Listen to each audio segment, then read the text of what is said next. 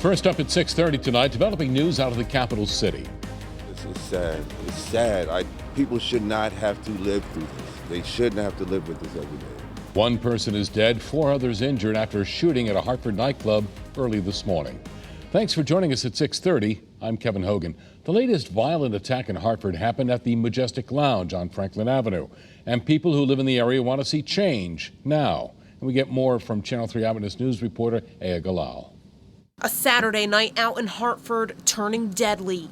A 28-year-old man was killed after shots were fired inside the Majestic Lounge. 4 others were rushed to Hartford Hospital. I woke up out of my sleep because I heard some shots. Hartford police say it all unfolded around 1:30 in the morning after a disturbance between 2 groups of people. We're told it was not a random act of violence. It's going to be a more dangerous neighborhood than it was at one time. I'll put it to you that way. Police say there have been problems at the nightclub in the past. That's why officers were stationed outside the South End Club. As shots rang out, people inside Majestic Lounge ran out and police rushed inside.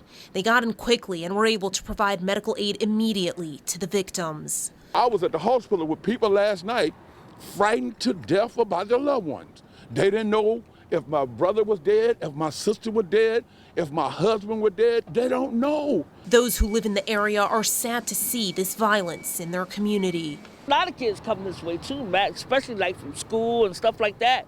Be a lot of kids coming this way. Sometime at night, they be coming from the store, whatever. According to the nightclub's Facebook page, last night was Aquarius Latina birthday celebration night at the club.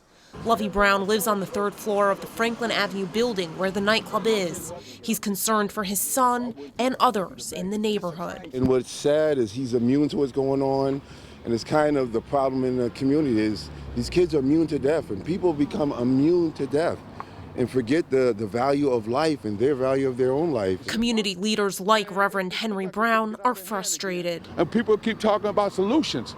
The solution is that we have to do better in the community ourselves. You know, people got to start owning up to what's going on in Hartford.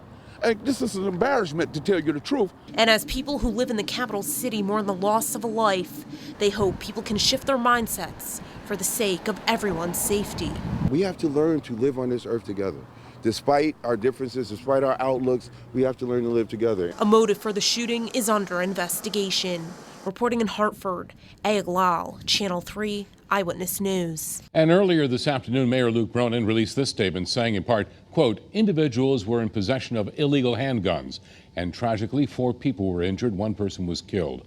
Hartford police, he says, officers who were at the club responded immediately, running in the direction of gunfire, and their heroic efforts may have prevented further loss of life, unquote.